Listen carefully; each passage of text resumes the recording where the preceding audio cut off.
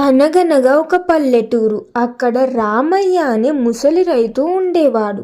ఆయనకు ఒక చిన్న పొలం, ఒక చిన్న గుడిసె, అంతకంటే చిన్నదైన ఒక పాత మట్టి ప్రమిద ఉండేది.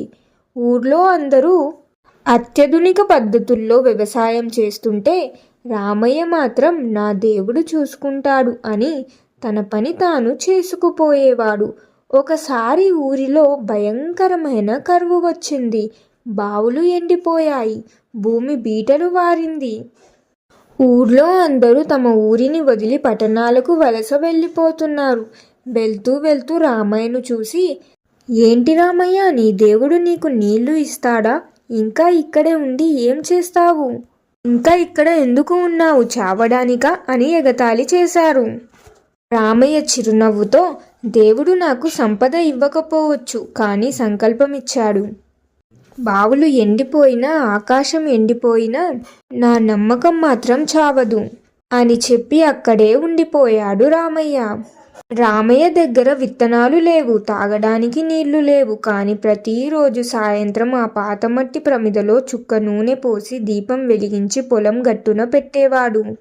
ఒకరోజు ఒక బాటసారి అటుగా వెళ్తూ, తాత, తినడానికి తిండి లేదు, పొలంలో పంట లేదు, ఈ చీకటి పొలంలో ఈ దీపం ఎందుకు అని అడిగాడు.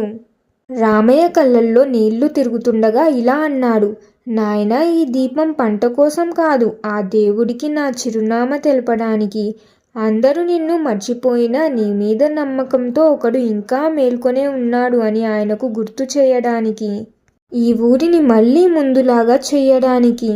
ఆ దేవుడు చేస్తాడు అనే నమ్మకం నాకు ఉంది అనేది దేవుడికి తెలియడానికి అని చెప్పాడు రామయ్య. ఆ మాట బాటసారి మనసును కదిలించింది. నిజానికి ఆ బాటసారి ఎవరో కాదు, ఆ ప్రాంతానికి కొత్తగా వచ్చిన కలెక్టర్. ఆ ప్రాంతం గురించి తెలుసుకుని ఆయన మారు వేషంలో కరువు పరిస్థితులను చూడడానికి వచ్చాడు. రామయ్య అచంచలమైన నమ్మకం, ఆ ముసలి వయసులో ఆయన పడుతున్న శ్రమ చూసి కలెక్టర్ చలించిపోయాడు. మరుసటి రోజే ప్రభుత్వ యంత్రాంగం దిగింది. రామయ్య పొలంలో లోతైన బోరు వేయించారు. చిత్రంగా అక్కడ పుష్కలంగా నీళ్లు పడ్డాయి. కేవలం తన పొలానికే కాకుండా ఆ నీటిని ఊరి మొత్తానికి పంచి ఎండిపోయిన ఊరిని మళ్ళీ పచ్చగా మార్చాడు రామయ్య. ఆ ఊరిలోని వారందరూ రామయ్య యొక్క పట్టుదలను చూసి ఆశ్చర్యపోయారు. రామయ్యను కృతజ్ఞత తెలుపుకున్నారు.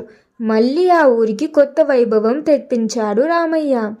అదే రామయ్య కూడా వెళ్ళిపోయి ఉంటే ఆ వచ్చిన కలెక్టర్ ఈ ఊరిలో ఎవరు లేరు అని వెళ్ళిపోయేవాడు.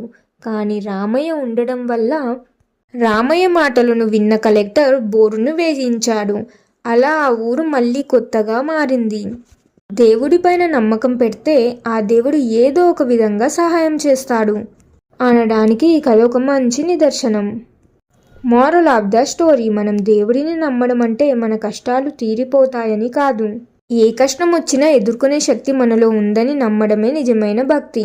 మరియు దేవుడు ఏదో ఒక విధంగా సహాయం చేస్తాడు. నమ్మకాన్ని కోల్పోకూడదు.